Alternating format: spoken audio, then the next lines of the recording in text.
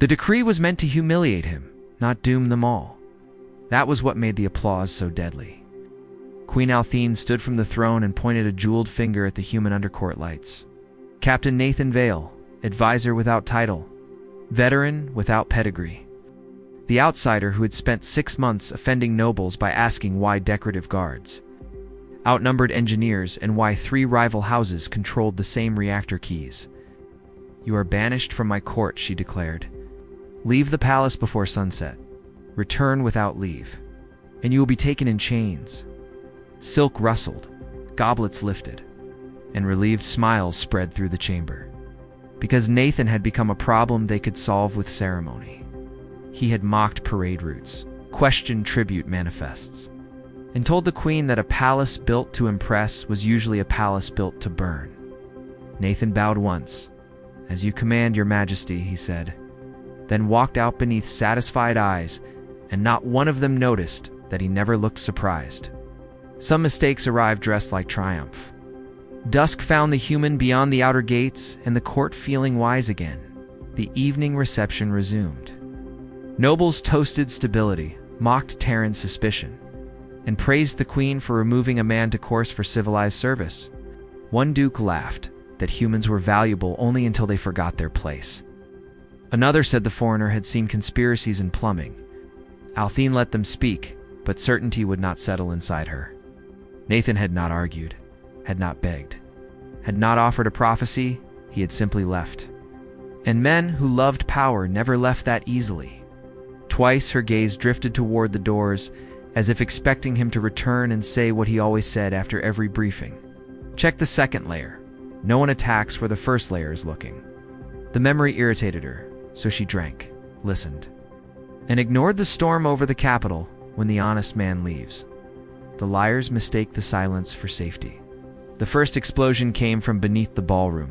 Marble jumped, chandeliers burst, and fire punched through the ventilation lattice in a sheet of heat. Dancers vanished in splinters and smoke. The western gallery blew out a heartbeat later, and the palace lost the difference between elegance and panic. Althene was on her feet before the second blast finished echoing, her ceremonial guard swarming around her in perfect formation, which became useless the moment hidden shooters opened from servant grates above. 3 guards dropped, 2 more turned blind, and the corridor became the kind of killing lane Nathan had described so many times that hearing it in memory felt like punishment. "It move," the queen shouted. But the guard knew how to surround a monarch, not extract one. Another detonation split the hall, tapestries caught. People shoved against sealed shutters. Somewhere in the smoke, a minister screamed that House Varen colors had been seen among the attackers. This was no raid. This was succession by arson. The queen saw then, with clarity sharp as grief, that Nathan had been right about everything she had exiled him for saying. The duplicate access codes, uninspected maintenance shafts, vanity patrols, fractured command chains. All of it had not been paranoia. It had been a blueprint for the palace to die from the inside. Palaces rarely fall to force first, they fall to pride. The North Bridge should have saved her. Instead, it became the place she almost died.